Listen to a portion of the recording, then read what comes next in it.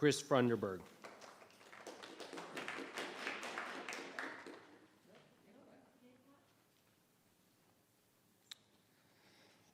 Hello, my name is Chris Funderburg and my address is on file.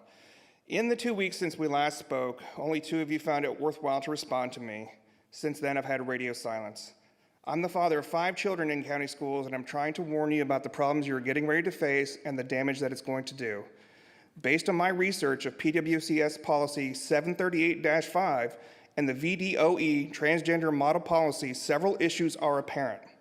School staff are forbidden from notifying parents of their child being trans-queer without the child's consent, robbing them of the ability to get their child help. They are also required to lie to parents. They must use the child's given name during the parent communication and then their trans-queer name in school. School staff can report parents as abusive to CPS if parents don't affirm their child's preferred gender identity. This is shockingly draconian and designed to scare parents into compliance. Bathrooms and locker rooms will become an issue. Just look at Loudoun County. Students are allowed to use facilities based on their preferred gender ID. What about staff? VDOE's transgender model policy forbids school from questioning a student entering the wrong bathroom. I can't imagine anything wrong with that, like the multiple rapes in Loudoun County.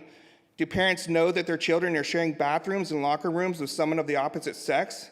Have we forgotten why we have sex-segregated facilities? And they are sex-segregated, not gender-segregated. Students who misgender a trans-queer child can be accused of sexual assault as defined in Title IX.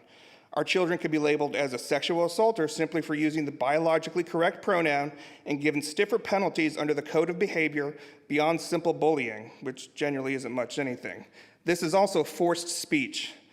These things will further deteriorate trust between parents and the school system at a time when it is needed the most.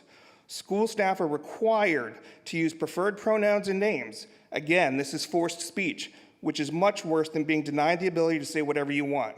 Loudoun was recently forced to rehire a teacher that was fired for refusing to use preferred pronouns.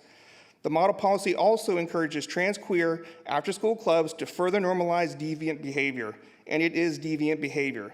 The definition of deviant is departing from usual or accepted standards, especially in social or sexual behavior.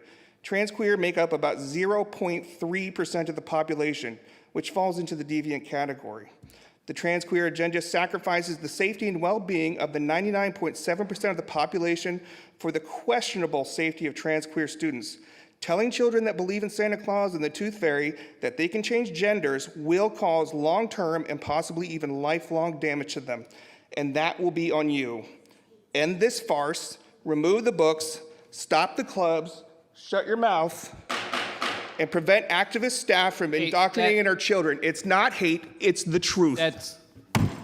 Let me have some order in the room. I don't expect anyone from the audience